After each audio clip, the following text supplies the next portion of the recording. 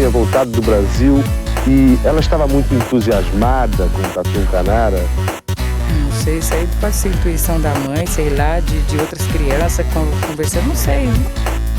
10! Nota 10! O senhor vai gostar, hein? Bebê diabo parou o táxi na avenida. Ao vivo é muito pior.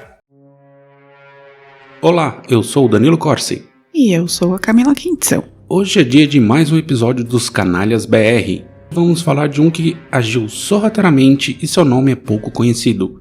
Trata-se de Raul Nogueira de Lima, o Raul Careca. Esse ser sinistro foi delegado do DEIC e mais tarde tornou-se um ferrenho torturador do DOPS. Também foi um dos fundadores do CCC, Comando de Caça aos Comunistas. A sua brutalidade foi tamanha que, pasmem, ele foi até condenado à prisão em 76, em plena ditadura militar. Venha conhecer com a gente quem foi esse excremento humano. Mas antes, nossos patrocinadores. Primeiro, siteguy.dev. Precisando de um novo site, app ou e-commerce? Entre em siteguy.dev e fale com eles. Você vai se dar bem. E ainda ganha um desconto falando que veio daqui. E agora, Camila, o que o Drinco nos mandou hoje? O vinho de hoje é o Tiempos de Viaje Carmener Vale Central DO 2022. Um vinho chileno feito com a uva Carmener e indicado para degustar junto com uma belíssima pizza. E melhor, está por R$ 49,00 lá no Drinco. Aproveite. Brinde história? Tchim, tchim. Tchim, tchim. Aquele senhor ali no canto, com um gravador na mão, é polícia, do DOPS. O nome dele é Raul Careca. Será que ele veio rezar? Ouvir a palavra de Deus? Ou está aqui para nos vigiar, para depois mandar prender? E você é um comunista desgraçado que usa batina e o nome de Deus para pregar desordem, pregar subversão. Bom, vamos lá. A pesquisa para esse episódio foi extremamente difícil, gente. Além de ter pouca coisa disponível na internet, boas fontes, como o site da Comissão da Verdade, estão totalmente quebrados. Ou o site não entra ou tem problema de banco de dados que não permite nenhum tipo de pesquisa. É um absurdo. Parece mesmo que querem deixar tudo debaixo do tapete. Então, me desculpe, ouvintes, por alguns lapsos temporais na narrativa, simplesmente porque não consegui montar o quebra-cabeça completo. Tive de fazer consultas em diversas teses de mestrado e ir montando a história aos pedaços. De todo modo, achei relevante trazer aqui porque esse é um dos muitos canalhas que permeiam a historiografia nacional. E vocês vão entender o porquê. Raul Nogueira de Lima nasceu em São Paulo em 1930, filho de pais da classe média paulistana, o que permitiu que tivesse uma boa educação e transitasse entre a burguesia conservadora da época. Mas mesmo com todo esse acesso à educação, Raul estava mais interessado na lei e ordem, e prestou concurso para a Polícia Civil em 1948, sendo bem sucedido em seu intuito. Tornou-se investigador do DEIC, o Departamento Estadual de Investigações Criminais. Por mais de uma década se destacou na posição. Mas para chegar onde ele queria, ele precisaria ir para a faculdade, teria de estudar Direito se quisesse ser delegado ou subir na carreira. Em 1960 entrou na Faculdade de Direito do Mackenzie e logo se envolveu com o centro acadêmico. E naquele começo dos anos 60, o clima no Brasil já estava se deteriorando na famosa polarização. Raul estava cada vez mais tomando a direção de um extremismo direitista, conservador, e a entrada em Direito no Mackenzie foi como uma entrada no paraíso para ele. Ali era o poço dos reaças. Quero dizer nada sobre se é até hoje ou não ainda. Mas não pense que era só lá não. Também na USP, no Largo São Francisco, um outro grupo ainda era mais radical. Era o Proto-Comando de Caça aos Comunistas. Liderada por João Max Flacker, essa turma queria tirar o Caos, que era o grupo atuante na liderança do centro acadêmico, e eles queriam tirar essa turma da liderança ali. E esse grupo era formado por radicais conservadores, antissemitas e racistas. Não conseguindo derrotar o Caos, Flacker entendeu que deveria conseguir mais apoio, inclusive fora da USP, para conseguir seus objetivos. Raul, então presidente do CA do Mackenzie, foi o primeiro que veio em seu socorro, e juntos articularam o CCC no final de 62. A ideia era ser mais amplo, não ficar somente nas brigas acadêmicas. O objetivo era ir nas ruas caçar literalmente pessoas de esquerda. O uso da sigla CCC estava diretamente relacionado à União Soviética, cuja bandeira tinha as siglas CCCP, e também para fazer uma alusão à Ku Klux Klan, a KKK. Já dá pra ver que coisa boa não viria dali, né, Camila? Obviamente não viria daí nada de bom, certeza. Bom, logo após a fundação, os dois líderes foram recrutando pessoas por todo o Brasil, chegando ao final de 63 com 400 membros, número que subiu para cerca de 5 mil até o final dos anos 60. A maioria era de estudantes, mas também tinham muitos policiais. E o esquema organizado era de milícia mesmo, grupo paramilitar. Andavam armados, espancavam estudantes e artistas que se opunham à ditadura. O exército brasileiro passou a dar treinamento para o CCC. E com o golpe de 64, o grupo fez seu primeiro ataque, invadindo a sede da Rádio MEC, no Rio de Janeiro, para depredar todos os equipamentos. E também aproveitaram para entrar numa pequena guerra ali na outra direita, com o CCC enfrentando outros 3 grupos nos mesmos moldes. A Associação Anticomunista Brasileira, a ABB, a Frente Anticomunista, a FAC, e o Movimento Anticomunista, o MAC. Na briga para ver quem lideraria, o CCC saiu-se vencedor porque contava com o apoio direto dos militares. E tinha a melhor sigla. Mas MAC é bom. A MAC é ruim. MAC é o Museu de Arte Contemporânea.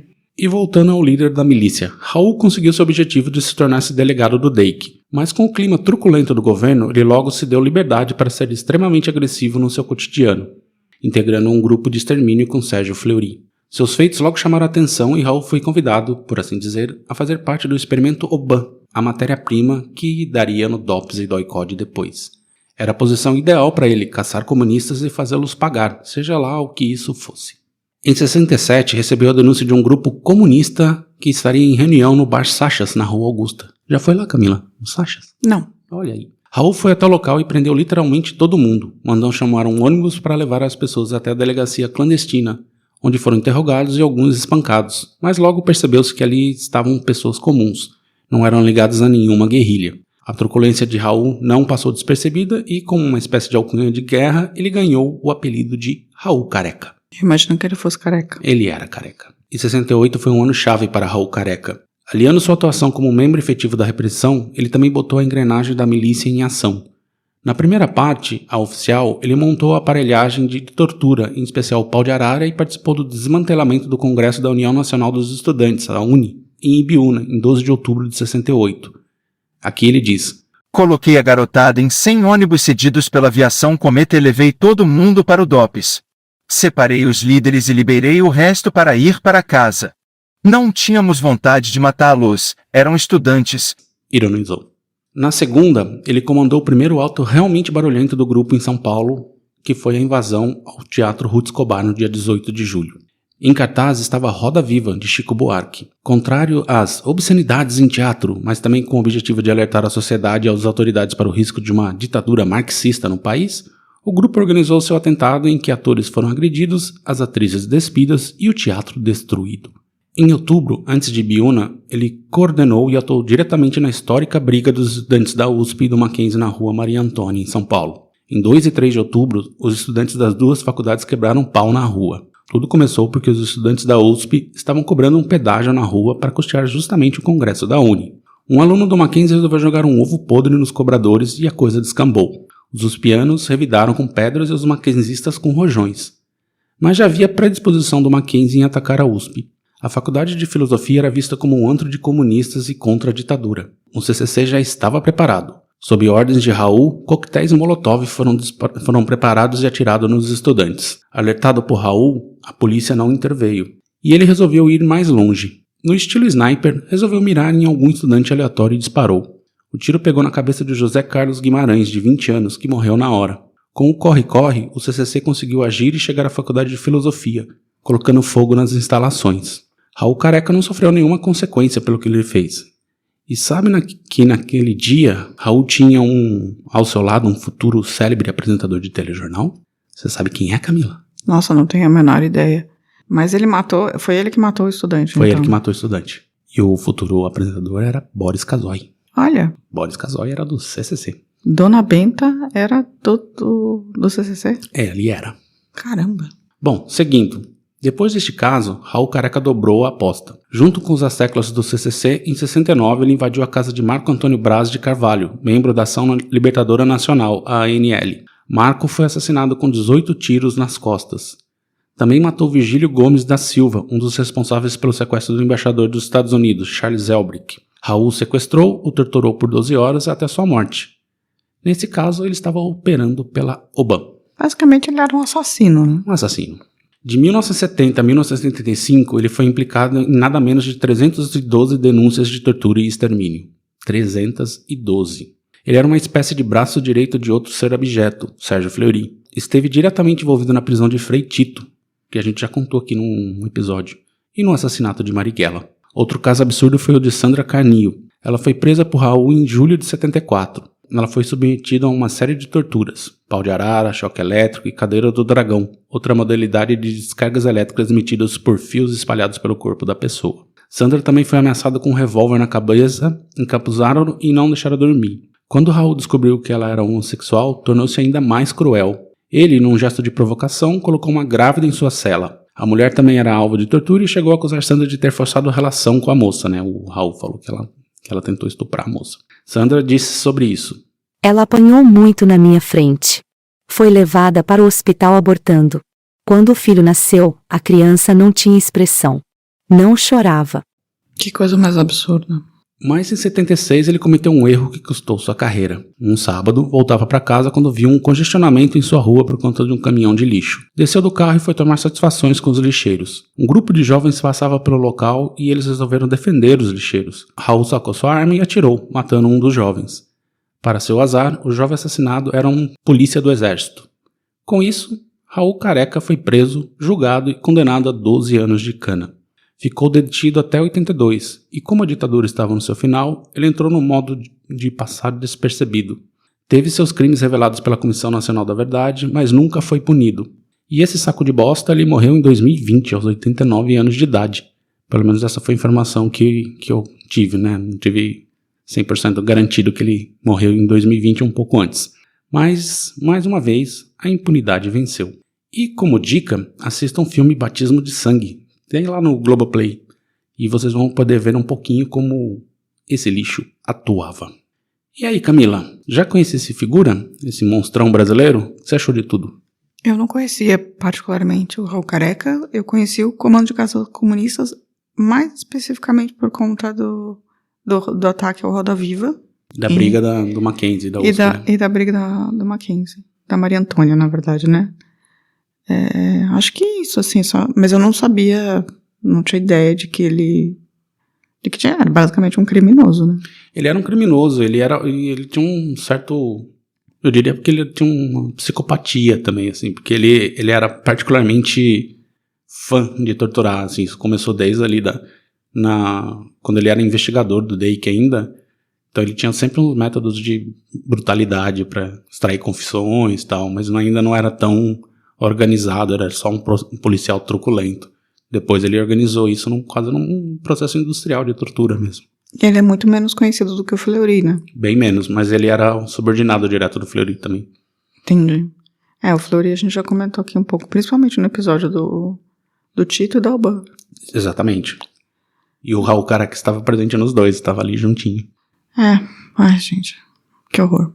Então, agora vamos dar uma pausa e vamos para os recadinhos? Sim. Claro que você conhece meu nome. Somos velhos conhecidos, não é mesmo? Também pertence a Helene? Não. Cadê o Marighella? Não sei. Eu não conheço ele. Vocês são base fixa dele. Onde é que ele se esconde? Como é que vocês se encontram?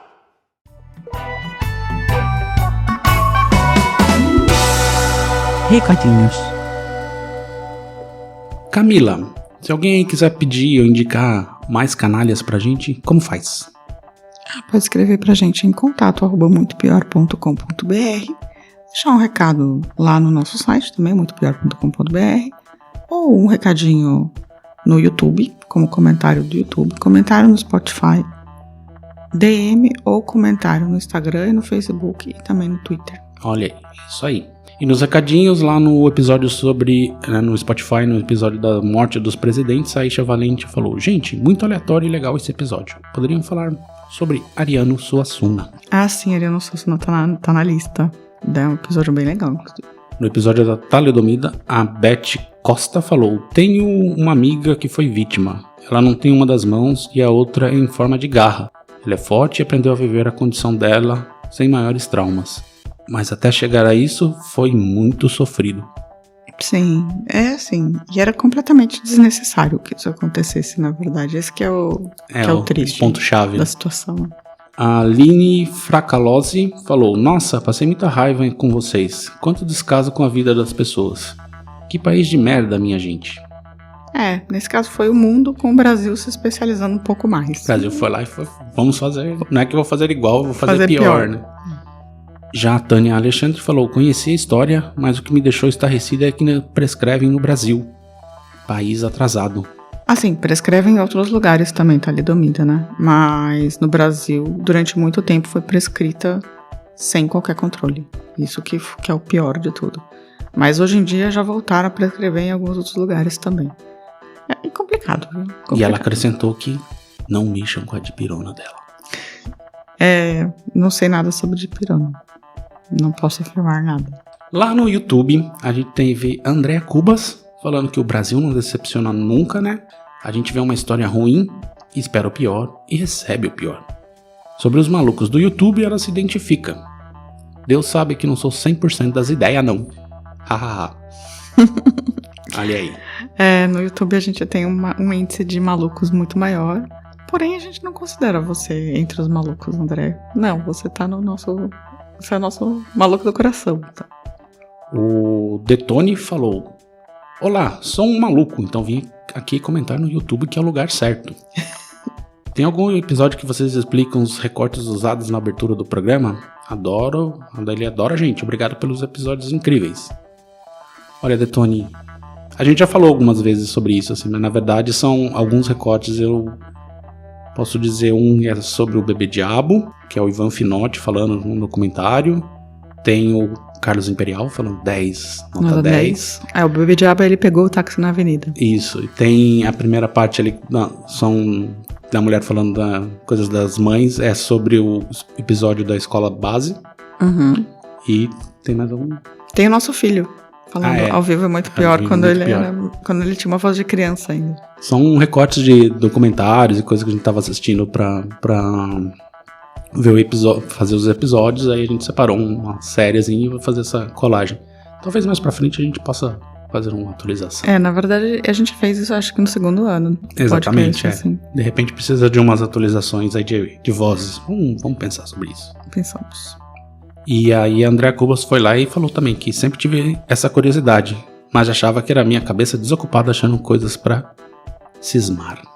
Não, eu entendo. Eu acho que demora bastante pra alguém perguntar, na verdade.